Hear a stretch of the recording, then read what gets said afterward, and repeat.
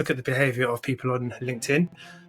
What's the goal of a video or any piece of content is to engage with other people, to speak to them in the comments, maybe pivot into a DM conversation. And then eventually the purpose of that is to eventually get them on a call, to sell them your calls, to sell them your services, to work with them one-on-one, consulting, whatever it may be. But for anybody who's considering wanting to work with you, they're going to go check out your profile. They're going to do their research on you before they agree to a call. They want to see if I'm going to gel with them. Welcome to the Hands-On Business Podcast. Where else are you going to come to get tips, tricks, and advice on growing your business? As you know, what people tend to love about this podcast is that it is a place where you can hear real business leaders discussing systems, methodologies, and strategies that they have used to help them catapult growth in their business. So I'm your podcast host, Ercan Abraham, and I've grown several small businesses to multi-million-pound enterprises and noticed that there wasn't really a place that focused on where I was, i.e. growing a small business. All of the content that seemed to be out there was about big business and often just a lot of theory and no practical implementable advice, which is exactly why I set up this podcast. So take a listen, enjoy, and start implementing the strategies that you hear on the podcast. Happy listening. Whenever people talk to me about content creation, there's two questions that basically always come up. Number one is, what sort of content should I create? And then number two is, how can I keep coming up with new ideas on a regular basis? Now, in terms of the first question, what sort of content should I create? They say that variety is the spice of life, so you should always bear that in mind. However, according to research by HubSpot, adding videos to your content strategy can increase conversions by up to 80%. Now, obviously, once I read that prompted me to think that maybe doing an episode on videos and video creation was probably a sensible thing to do. And hopefully, we'll also be able to answer the second question, the one about consistent ideation. So, here to help me discuss this particular topic, I have Ercan Abraham on.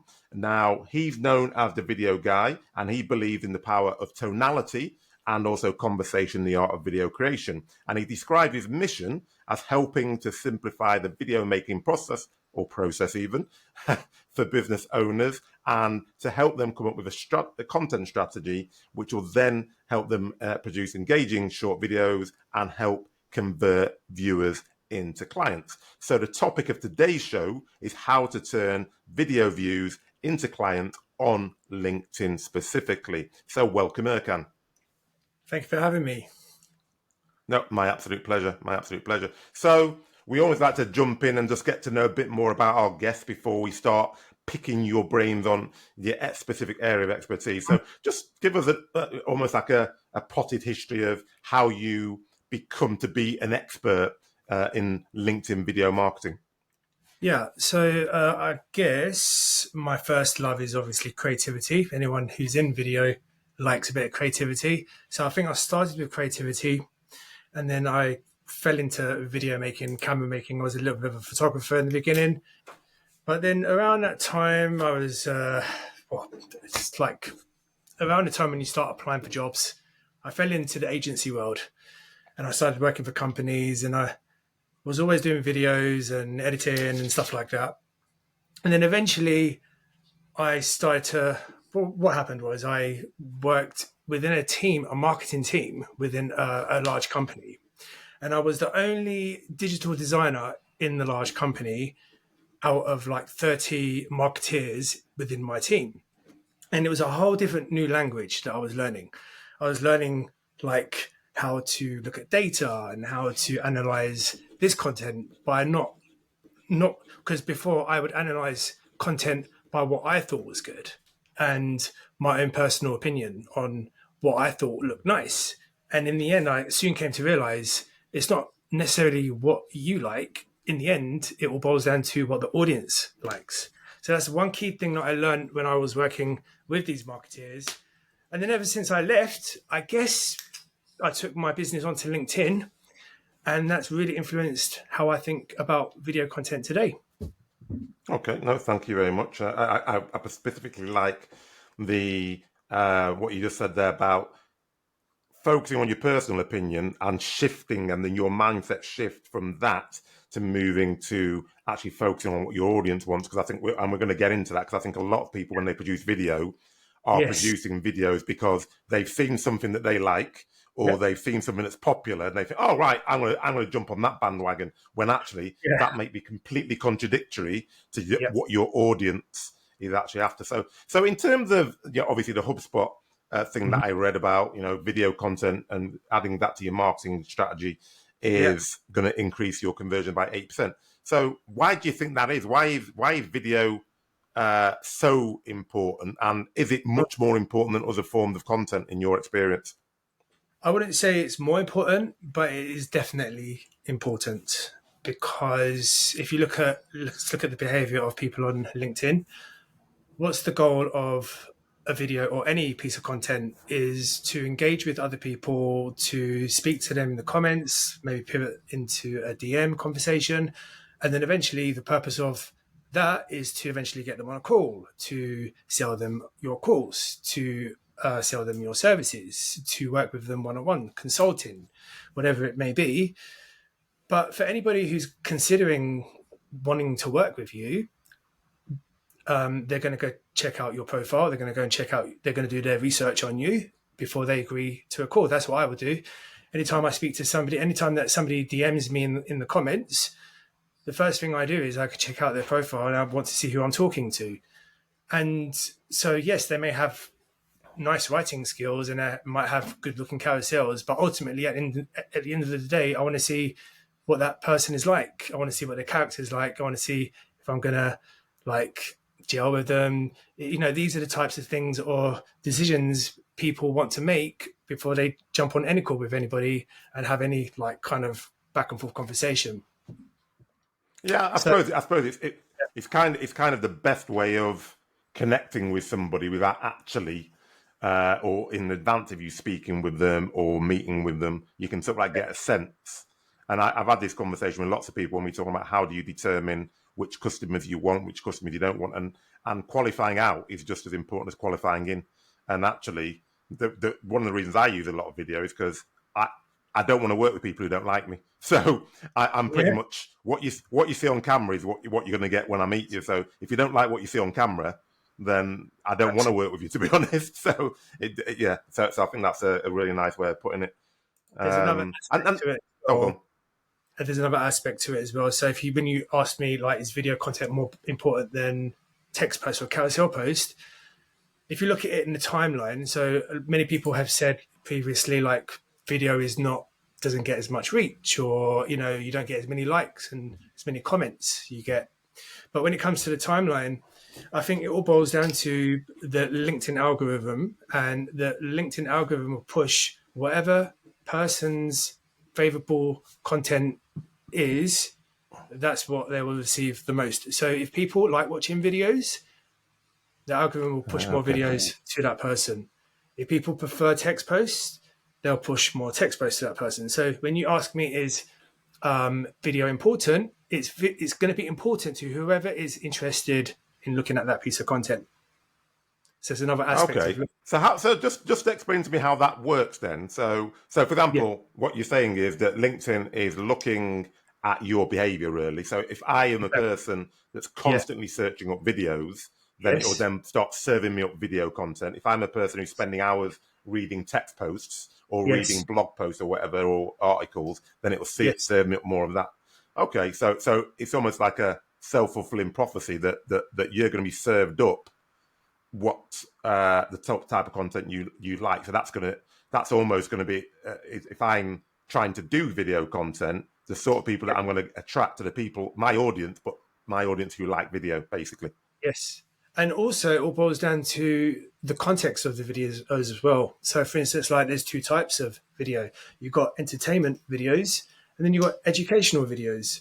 So, whoever's more into entertainment, that's the type of videos they'll probably attract the most, and the algorithm will see that's the type of authors and creators that they prefer, and that's the type of audience you will attract. So, when you ask, is it important? It's important to whoever wants it, I think, when it comes to LinkedIn. So I guess, I mean, and I'm not going to go too far down this line because I want to focus on the video. Yeah. But so I guess that comes to what I was saying right at the inset in terms of variety of the spice of life.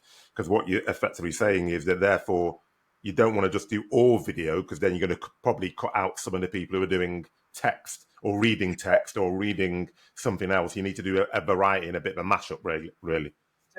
Because everybody's got different personality and everybody can express themselves in many ways. Like, for instance, when I write a post, my style of writing is completely different to the way I speak.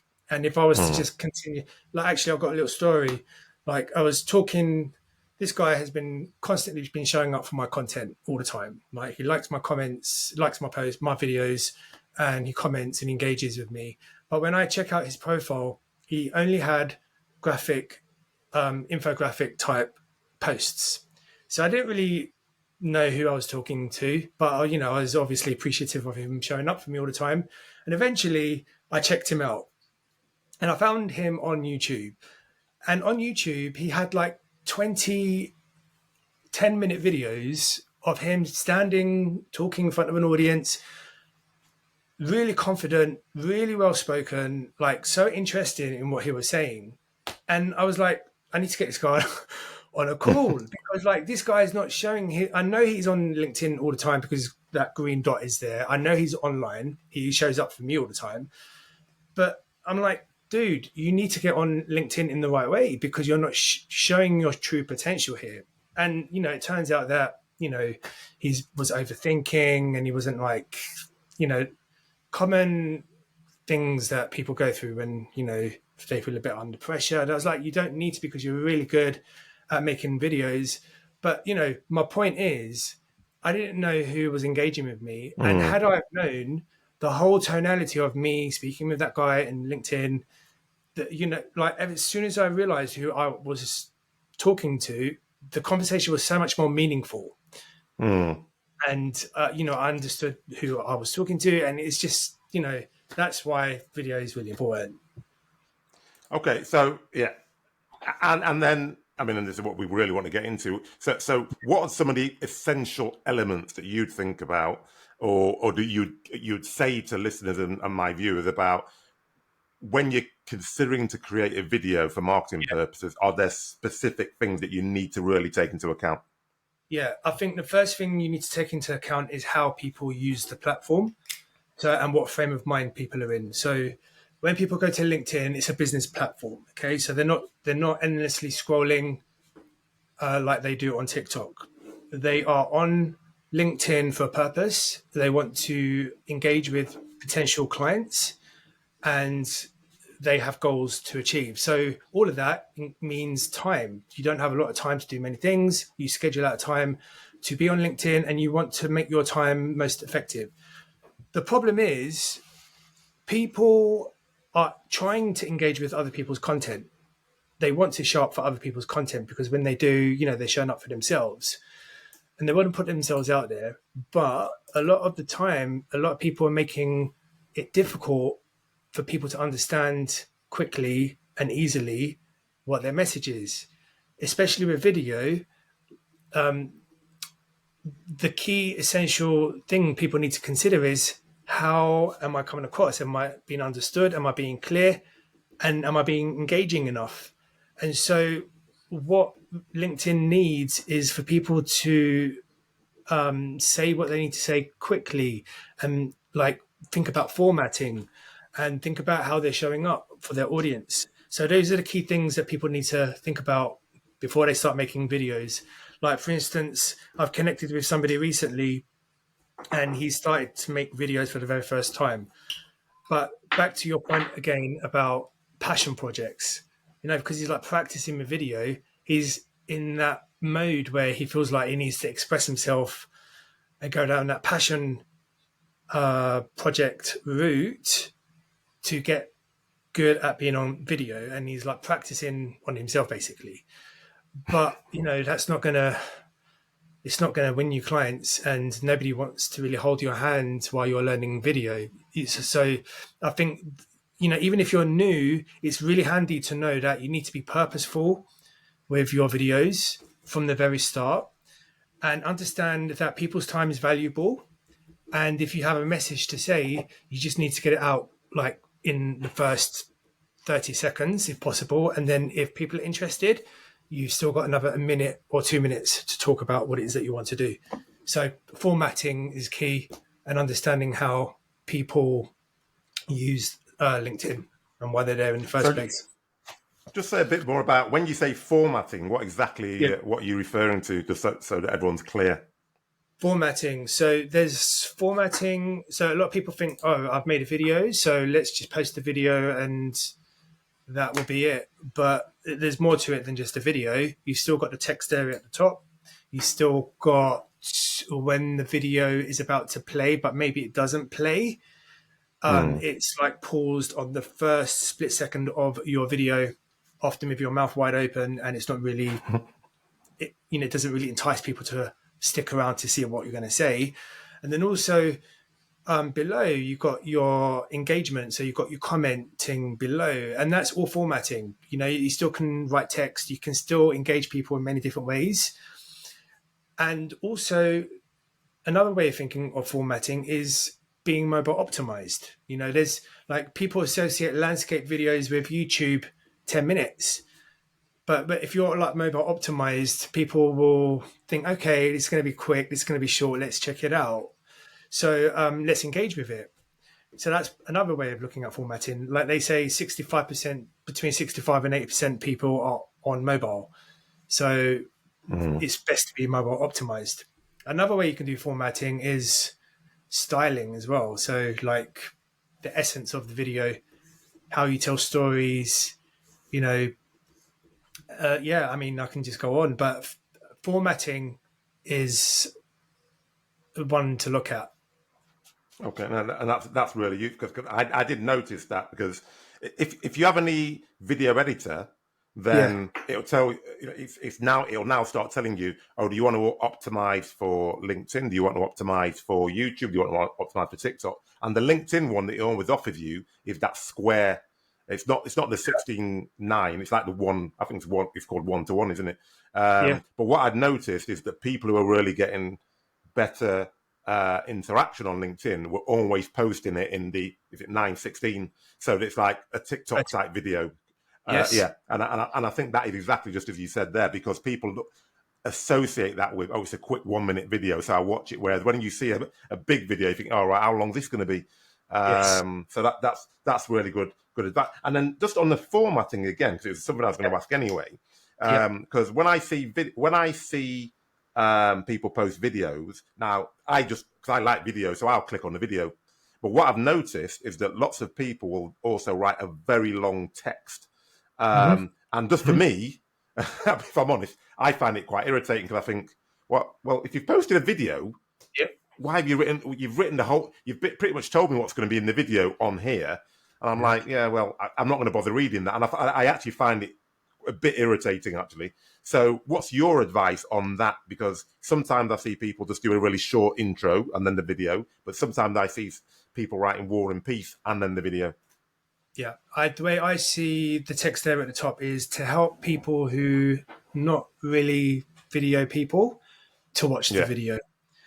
And the way you do that is by not giving everything away. I've seen a lot of people take a manuscript of the video yeah, and copy and paste it in the top text there at the top. But that's being lazy. And also, you're not enticing or making your video have any curiosity. So the whole idea is that you want people to watch the video. So I'm all for giving maybe a different spin on the hook at the top, and just give a little bit about maybe the symptoms or the problems that you're talking about within the video, and then just end it with, if you would like to basically know the tips and tricks, watch the video and I'll tell you how, I'll tell you in the video. And then also you got the commenting section below as well. So a lot of people feel like they need to cram everything in the video, like 1 to 2 minutes. They feel like some people try to squeeze 5 tips and tricks within one video. But, a good idea is just maybe concentrate on 1, 2, or 3 the most. But if you want to extend out more on the video, you can do that in the commenting section as well. And that just helps engagement. So like you also inviting people to engage with you in the comments, maybe ask them a question. And this is what LinkedIn likes, because when people start engaging with your videos, they see it as valuable content because people are showing up, people engaging, and then they're more likely to push it to more people. And also it does So just another thing. Yeah. oh, go on, no, finish that point first. I was going to say also it does another thing as well. Like when you encourage people to engage with you in the comments, it makes it easier for you to engage back with them as well, because people are showing up for you. So it's all about starting conversations. And so people just don't think because you have made a premium video, maybe you spent ages on it and it looks fantastic and looks amazing, and that's all you need to do. You still need to entice people in all of the different areas, because it's like, you've got, I don't know, I'm just trying to think of an analogy, but, make use of the space of all the elements that LinkedIn provides, text there at the top and the video and the thumbnail and the commenting area below, because everybody likes a bit of everything. Some people like to read, some people like to visual, some people go straight to the commenting as well. Some people just check out, see how many likes you have. So, Yeah. Give a bit for everybody. And then I think that's a good way of helping people to engage with your videos. So just in terms of the comments, so are you saying that you ask a question and then you point to the comments, or you just start a conversation in the comments, or how would you use the comments best? Some people at the end of their video can end it with a question. I think it's a really good idea. If you've got like a good question to ask, like after what you've just said, like as in like, what do you think? I think it's a bit cheesy to say like comment below. That's a thing of like 5 years ago. But Yeah. you can still ask a good question at the end and help people to think. And then, obviously, like, as I said before, people want to show up for your content. People want to engage with your content, because when they do, they're showing up for themselves as well. Mm. And so what we need to think of is help it to make it easy for them to think of something meaningful to say. And so ending with a good question at the end of a video helps them to think of something meaningful to say. Yeah. And so that's the whole point of video. The end goal of the video is to start a meaningful conversation. You don't just want to get a like. You want someone to comment, and then that just opens the door for you to engage back with them and start back and forth. And also, the algorithm likes it, and it just shows that people are engaging with your videos, and they're more likely to push it to more people. Okay, excellent. And then, I mean, you mentioned a bit earlier about storytelling. So I suppose the question I want to ask is, obviously, people find it difficult sometimes to tell a story in a video, about their business specifically. But then more importantly, because I know that you've said that the optimum is that 1 to 2 minutes. So what were your tips, or do you have any tips on storytelling about a business in 1 to 2 minutes? Because that's obviously quite an art, to be honest. It's not that easy to do it. It's not easy, and I think this is the main thing that I talk about a lot, to be honest. So I'm all for storytelling. Everybody knows a story is great. Everybody wants to listen to a story. But a common mistake many people make, so there's 2 types of people on LinkedIn. You've got the ones that are not really confident yet. So they go down the route of scripting, and they go down the route of like reading everything word for word. Even though it's a story, it's still word for word, but there's something lacking, and that's the emotion, because they're more conscious about the words that they are saying than the energy that they're giving. Okay, and then you've got on the other side, you've got like the person who is really good conversationalist, but maybe they are always in the same chair, in the same suit and tie, and they can talk forever and ever, and they're really great talking, but they just come across a little bit boring because, there's nothing going on. There's nothing new. It's just the same thing over and over and over again. So on LinkedIn, when it comes to stories, people like a bit of both. Okay. They like a bit of entertainment, but they also like a bit of authenticity as well. And that's why I love documentary style videos making. If you look at any documentary, it's all real. It's based on real events, real people speaking about their life experiences and their work experiences, but it's never told with a script, and it's never Mm. explained with like a teleprompter or anything like that. And so when you bring it back to story, I think the key thing to start off with anybody who's making videos is just try to think of little stories that you can explain your what it is that you're explaining. But what you could do, what documentary style videos do, is pair that with a bit of entertainment as well. And I'm not Mm. talking about animated stuff. I'm not talking about like overly produced, explosions, because I think that's doesn't work no more. Plus, it's not cost effective. It's not, it's just a waste of energy, waste of time to go down that route. We're not on TikTok. We're not on YouTube.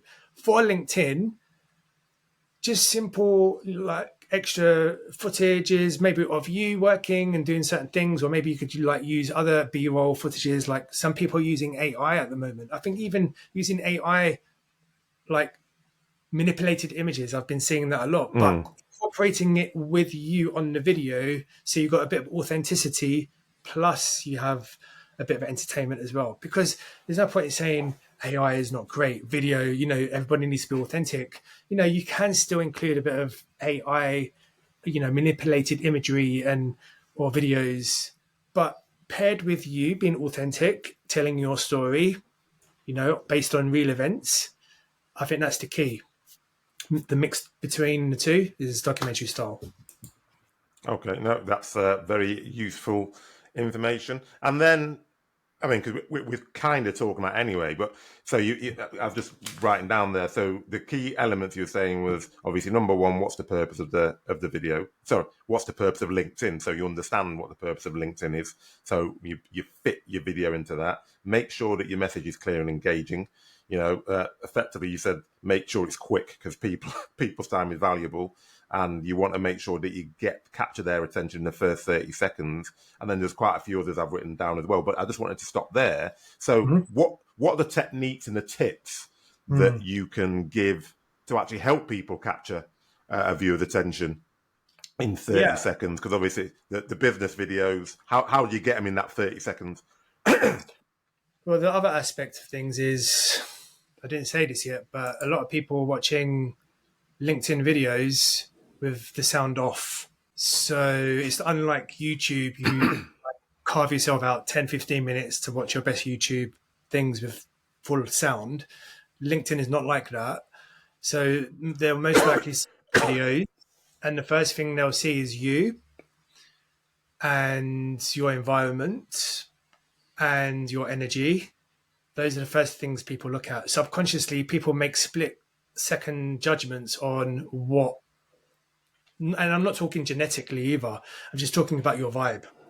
Mm. People pick up on your vibe, and that's, I think, is the key thing that a lot of people get wrong.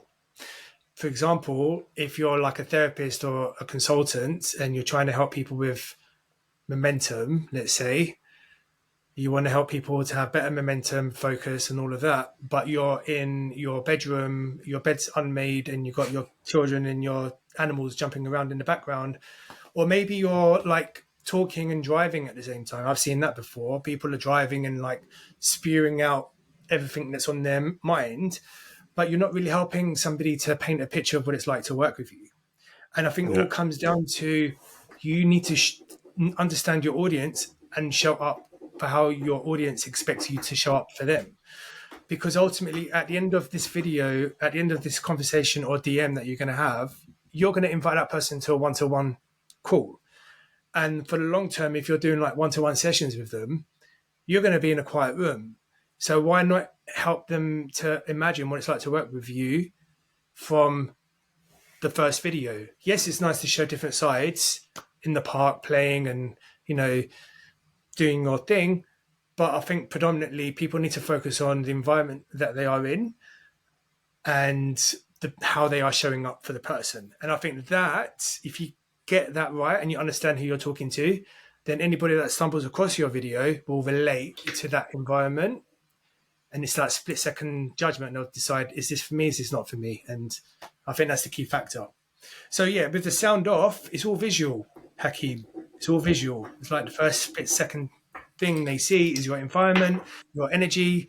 Like, for instance, if you're in your bedroom and everything's chaotic, your energy is not going to be great if you're helping somebody with momentum and focus. And if you're like, so you need to think about, does what you do and your environment complement? No, that's really easy. I mean, just on that. I mean, because I know the stats are that so many people watch videos with the sound off. I can't stand listening to it with the sound off because I mean, and I know that subtitles etc. But anytime there's a video, because I think generally it defaults now on most platforms to being the sound off, and I'm always thinking, what's going on here?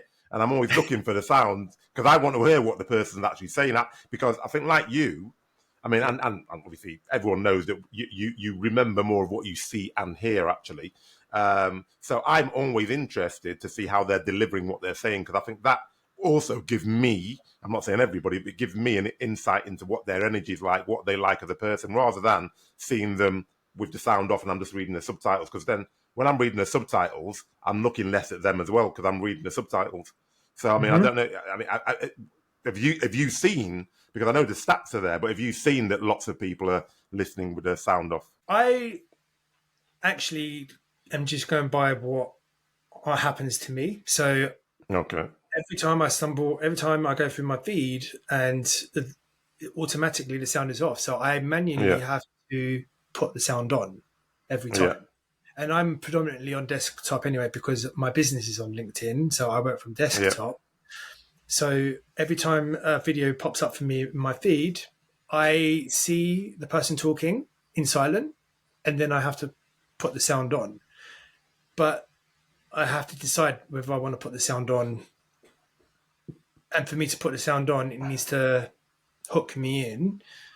And, you know, if I'm in a work mode and I'm focused on helping clients, I'm not really going to put the sound on for somebody who's swinging in the park on one of those beds, showing me how great his life is, because it wouldn't interest me in that moment. Yeah. That's the TikTok. So that's kind of like where I was going with that. But yeah, like in terms of, I only know based on what my user experience is. So when I press, every time a video comes up for me, I have to manually press the sound to come on. And I have to decide. So the key takeaway really, which is what you're saying right at the beginning, is you have to show up in an environment with energy that is going to make someone want to click the sound on, because it starts automatically with the sound off. So yeah, you're right, because on reflection, yeah, that's the decision I'm making, because I'm seeing it. If the sound's off, then it's like, oh, right, I'm interested in this, or actually, it looks really boring. I'm not really interested in what they're saying, so I'm going to scroll on to something else. So just on that as well. Oh, go on. It's not just tone. It's not just environment. It's tonality. You just mentioned it just now. Like, for instance, if I get a sense that somebody is reading from a telescript, and you don't know, but you know, there's something it does when you're reading from a script, or you like when you're trying to remember something. It just does something to your personality. It's like you become it's almost like, you know, when you go to pick up the telephone, you become this second person, or like when you know, like for instance, if you're trying to motivate somebody, you like become a little bit too intensive. Like you just overdo it when like you plan or think or script too much, or like maybe you've like tried a couple of times to record the perfect take, and you know, this is like your fifth time and you want to get it right, and you're trying to be perfect. And it's that kind of energy that I think people sense. They don't know what it is, but they sense that you're battling with something and they just don't want to deal with that in the moment. And I think there's, you know, subconsciously you give off that vibe. So I think tonality wise, you can throw people off as well if you're like struggling. So just going down that line then. So are you saying, so there's a balance, isn't there? So you've got completely unscripted and you're waffling. And then you've got completely scripted and you've got absolutely no engagement really, because you're more focused on getting the words right rather than actually getting the essence out of what you're saying, right? So what's the balance then? Is it right? I don't do any script at all, and I just freewheel it, and I don't practice, or I practice and I script. What's your view? My view is, number one, think of your formatting. So you need to know how long you need to speak for. So there's no you switching the camera on and speaking for 10 minutes. So understand you've got 1 to 2 minutes is a sweet spot. So once you've got that, now you can plan out what it is that you want to say. Obviously, you're going to do your research, and you're going to be passionate about what you say, and then you're going to want to talk about it. That's the most important thing as well, because if you don't believe what you're saying, then Yeah. there's people won't believe you, and you just won't come across as a genuine person. And then also the other aspect of it is just, I would say, embrace your imperfections. So try not to worry about scripting. Get your idea in, think maybe the first line, give the first line with the outcome of the video, and then just go straight into storytelling. Think of a nice analogy you want to say, or maybe if you've got tips and tricks. What I like to do is I do it in this formatting. So I give my first line of give the outcome of what the video is going to be about in the first 10 seconds. But then I want to hook the viewers in. And the way I hook the viewers in is by letting them know that I understand what problems that they are going through. So I talk about maybe the symptoms that they are experiencing. I talk about the problems that they are having and the reasons why they are having these problems. You're having this problem because of this and because of this, and this is why this is happening, or this is what I'm seeing, or these are the mistakes that people are making. And so you touch on those pain points right at the very start, which is what's going to emotionally get people connected with what you're saying because it resonates with them. And then they will most likely then continue to watch the video. But then when they continue to watch the video, then you can get into how you overcame or the lessons you learned to overcome these battles. And then that's where the storytelling kicks in, because that's a good place to give a client story or tell your own personal story, or yeah. And then you can end it with a question, maybe how has this worked out for you, or what experiences have you had that has caused you to feel this pain, and extend it out into the comments below. So you would do all of that in 1 to 2 minutes. There's a lot to think there, but that's the practice. But I believe if you try to script that word for word, it wouldn't come out as genuine. You would come across obviously you're reading too stiff, be careful. And ultimately we always need to remember people like conversationalists. Yeah. And I think personal branding when it comes to video is the ability to have a conversation. And if you can help people to imagine what it's like to have a conversation with you, that's what carries people through to the video towards the end. So that's your ultimate goal. You want to, when you're having a conversation, the only way to help somebody to imagine having a conversation with you is by speaking conversationally. You're not going to get that by reading from a script. And you find if somebody can start listening to you speaking, they don't have to think twice, or it doesn't have to be a difficult choice on what to comment below, because it's just come naturally to them, like a back and forth. Like when you're having a conversation with somebody, you say something and the other person responds, but it's natural. It's just a natural reply. And then it makes engagement in the comments so much more meaningful because they don't have to think about it. They'll just hook on to maybe something that you said, or even not even what you said, maybe the way you said it. That's the thing. It's not so much what you're saying, it's just the way you're saying it, which I think people I've watched videos and I'm watching the video and I don't know why I'm watching the video, but obviously I like the person who's I'm listening to because they sound interesting to me. But then I might have to go back and listen to what it is that they actually said, because it's just gone through one ear and out the other. All I'm doing is just watching the person, listening to them speaking. I'm a bit mesmerized, but you then have to go back and listen to the video. But that's the key thing. People look at you, want to listen to your tonality first, and then they'll figure out what it is that you're saying. And I think that's why conversational speaking is the best way. Okay, so I like that. I like that. I'm writing it down. And then in terms of just the, let's say the after production, for example. So because I've seen some videos, and I've actually done some videos where nowadays you can take your background out, put yourself on any background that you want. Mm-hmm. Is that something that you would suggest? Is that something that can engage, or is that something you'd avoid? I personally avoid it. As you can see, I've got nothing in my Yeah, background because I know that I want people to focus on what I'm saying and the storytelling that I'm saying. Also, I know that I'm going to use documentary style elements to my video. So I want those elements to do their thing and I want my thing to do my thing. And I like the idea of having that contrast of me being simplified and being authentic. And then you have the entertainment aspect of it. And when you blend those two together, the in and out, I think that's what people enjoy. yeah, no, good. That's I think good advice. And then what about in terms of logos, titles, lower thirds, and all that sort of stuff? What's your views on that? Because obviously, I know lots of people are now saying, well, to be authentic, you want, if, as you said, it's almost like simple and natural. Whereas, a lot of businesses really want Yeah. to overproduce and put titles and, logos and all that sort of stuff. What's your advice and what have you seen work? I've made videos with logos, and when I watch them now, I don't like them because I think they just a bit too corporate for me.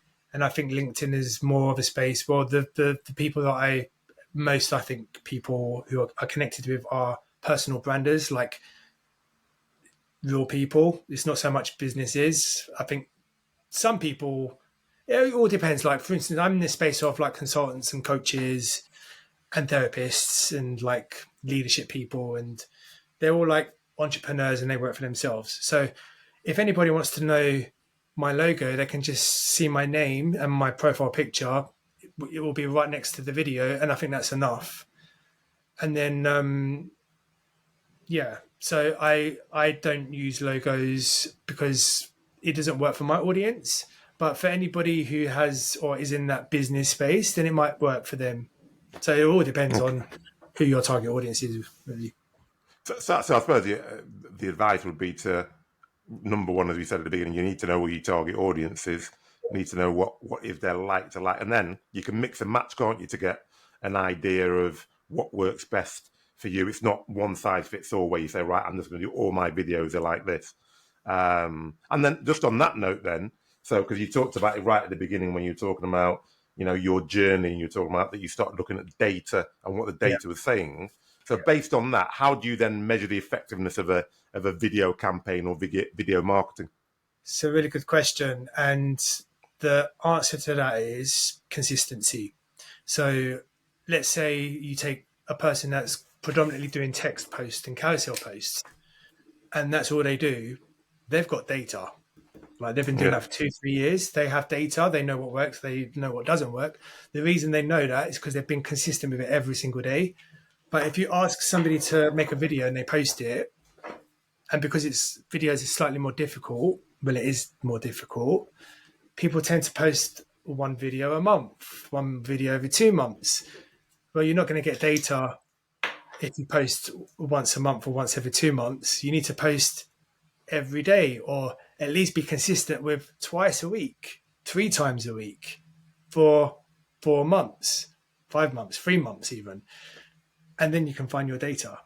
I think data is all about, learning what people likes. And when you are consistent and you're doing things consistently, then people start showing up for you and then you can see what resonates and what doesn't.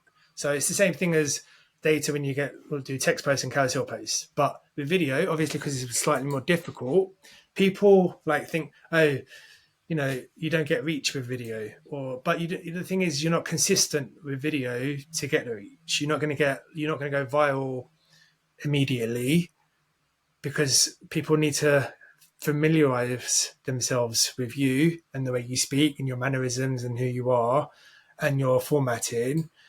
And if you're consistent with that over a period of time, people grow to, get used to you. And then that's how you form your data. So data It's just to me, it's all consistency. You need to be consistent with video, and then you will get your data. Okay, and what sort of data are you looking at? You're looking at video views, video engagement. Is there anything else that doesn't jump to mind immediately that you would say, actually, you should be looking at these key things? Yeah. I think, of course, like view rates and open, all of that kind of stuff, like the graphs you get in LinkedIn are really important. Like some videos have more views, some videos have less views. But to me, I find all of that inaccurate. What I look at the most is the engagement I get in the comments. To me, that's the data that I need, because within that information, it's helping me to create my next bit of content, and it's helping me to understand what people like. And it's also helping me to see if people are genuinely, meaningfully engaging with my post because they want to, or are they just saying, thanks, mate, or that's great, mate, or, like, so I can tell from the way they make a comment on my post if they genuinely liked what I did or not. And that's the data I'm looking at. Okay, yeah, that makes perfect sense. So what you're saying is, yeah, you can look at the engagement rates and the likes and all that sort of stuff, but what you're saying is that you physically are looking at the engagement that you're actually getting, because you can get some people who are almost like you're saying, they're showing up because they know they need to show up because it helps them to be commenting on posts, but they're not really engaged because they're saying, oh, thanks for the post, or yeah, great post, and actually even now AI on LinkedIn is giving you like little suggestions to say, oh, just click this button. You don't even have to write anything anymore, which I don't know if it's a good thing, that. Yeah, and like, for instance, like view rates and how many people have watched your video. Maybe you had some people use shiny object syndrome. They hook people in with a teddy bear. There's this interesting object in the background, but once they start watching the video, they realize there's nothing in there that is interesting. So maybe the object, the view rates was because of that rubber duck in the background that stood out to them. But in the end, what you're saying is just telescript. So there's no, so the data is all about, for me, the conversations that you have in the comments. The quality I think conversations. I think that's really important, actually, because because even the likes or even the reach, I personally don't think it's as important as the comments, because the comments are, you're really engaging, and especially if you just try to use it for a popularity contest, that's different. But if you're using it to actually try and engage, show expertise, solve problems, etc., so that people are going to buy whatever service or product you have, then it's those engaging conversations you have which are going to lead to that, not a like or not a, oh, well, yeah, it's got loads of reach. Because I've seen lots of people get very excited because they've had massive reach. Oh, it's gone viral. Yeah, but you haven't really had any comments. So it's gone viral because, well, if you have a flipping chicken riding a bike, it goes viral. It doesn't do anything for your business. So I definitely think the comments is something certainly I know I look at a lot to see whether or not it's really making a difference or making a cut through, as they say. So in terms of promoting videos, etc., I'm thinking that you're suggesting is putting them onto LinkedIn, looking at the formatting. Are you doing anything else outside of that, or is it all just pretty much contained within LinkedIn? You have to do other things. You can't just post a video and do nothing and expect everybody to find it. You need to put yourself out there. And the way you put yourself out there is by engaging with other people's content. And also the key thing that a lot of people are not doing is they're showing up for other people's content that they're not really interested in. So these people that they're engaging with and showing up for their content, when they put their videos out, it's not relevant to them. And so it all comes back to who's your target audience. So the things that you need to do when you upload a video is make sure that you're engaged with the right people. You're continuously making new connections. You're continuously commenting on things that you genuinely find interesting and to people that you genuinely want to help. Because when you do that, your content will show up in their feeds and it will all work. It will all make sense. because Yeah.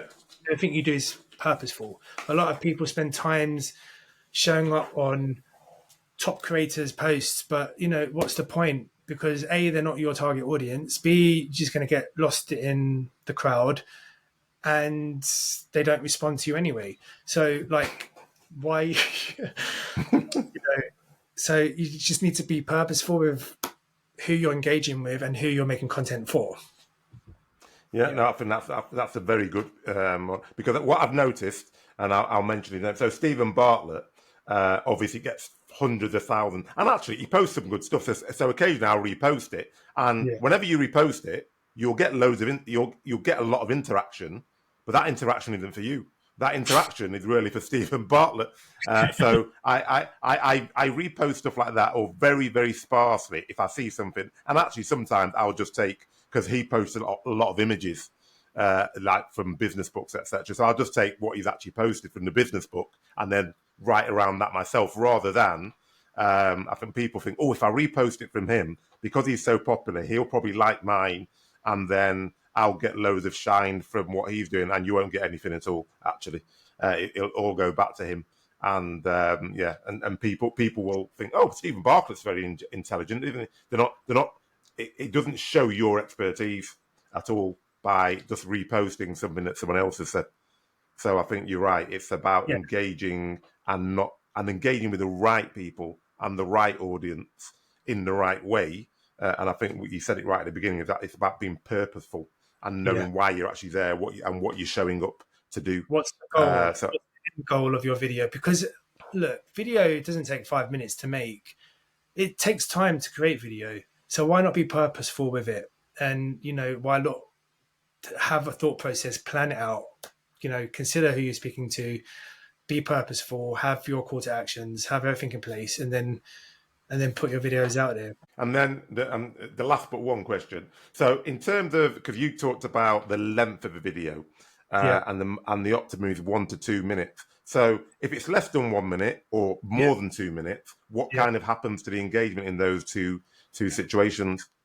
I think there was a trend with YouTube Shorts. So a lot of people was like multi-purpose, like make one video, post it on every platform. And that's what everybody was doing for a while. So everybody was like trying to squeeze everything within 60 seconds because YouTube Shorts are 60 seconds. But what was happening on LinkedIn was sometimes it's difficult to understand, or there's not enough context, and it's very choppy, and yes, it's fast, and it's not really clear what's going on. There's not enough time to say what you want to say in under 60 seconds sometimes. So sometimes people want more, but anything more than 2 minutes, people just don't have the time. It goes into 5 minutes, 10 minutes. People don't have 5-10 minutes on LinkedIn. So that's why 1 to 2 minutes is actually like stats on this. I've got a PDF, but there is stats on this, and LinkedIn is saying like 1 to 2 minutes is the sweet spot for videos at the moment. Perfect. And then, so my ultimate question is, so if someone's watched this or fast forwarded to the end, I can't imagine why they'd do that, and you thought, right, I want to leave them with 2 or 3 golden nuggets, which will, enhance their video making and help them to turn views into clients, what would they be? Good question. And whenever somebody says good question, it means that they need to think about what it is that they need to say. It's like a filler gap. But so your question was 3 main takeaways basically from this video. Yeah, so effectively, I think the first thing is understand who you're speaking to and show up for them. Be who your target audience wants you to be. So if you're saying one thing and your video is saying something different, it's not going to work. So like really consider the essence of the video, the tonality of the video, and how you're showing up for your audience. I think is the key thing. The other thing to think about is formatting. So make your videos engaging, short, use storytelling elements, and if you can, use documentary style video making. It's really engaging at the moment, especially with the LinkedIn video app that's coming out soon. You'll find that many YouTubers and TikTokers will be taking advantage of this feature. Why wouldn't they? LinkedIn is a place to do business. They are really good at videos, so they're going to take advantage of it. So if you're not practicing making videos now, now's the time. But having said that, it doesn't need to be entertaining like TikTok or YouTube. Maybe it can still be authentic. And I think that's my third point, which is authenticity is key. So don't worry about scripting. Don't worry about making mistakes. Don't fear what people may think. As long as you're connecting with new people, disconnect with people that are not in your, just like, for instance, I used to be worried about what my ex-employees would say about me being on camera. Just focus on new connections, be authentic, and embrace your imperfections. Is the last. Thank you very much. I think that's a whistle-stop tour through video on LinkedIn and how you can actually start to make more engaging videos and get videos and create videos that actually just turn those views and that engagement into clients. So thank you very much, Ercan. And I'll put Ercan's details in the podcast description, because if you are thinking about making videos and you're not sure where to start, then Ercan is obviously the guy that you want to go to, and you'd have seen that through his expertise he's demonstrated on here. So you can muddle through and try and do it, and then go to him in about 6 months to a year when you've really struggled and you've not got anywhere, or you can watch this and go straight to him. So thank you very much, Ercan. Thank you, Haki. So that's a wrap, as they say. I really, really enjoyed that, and I enjoyed it for several reasons. Number one, because I love LinkedIn. I've been on LinkedIn, I think, since 2008 or something, and I've been creating content on there since then, and I actually really engage with that platform. But number two, I love videos.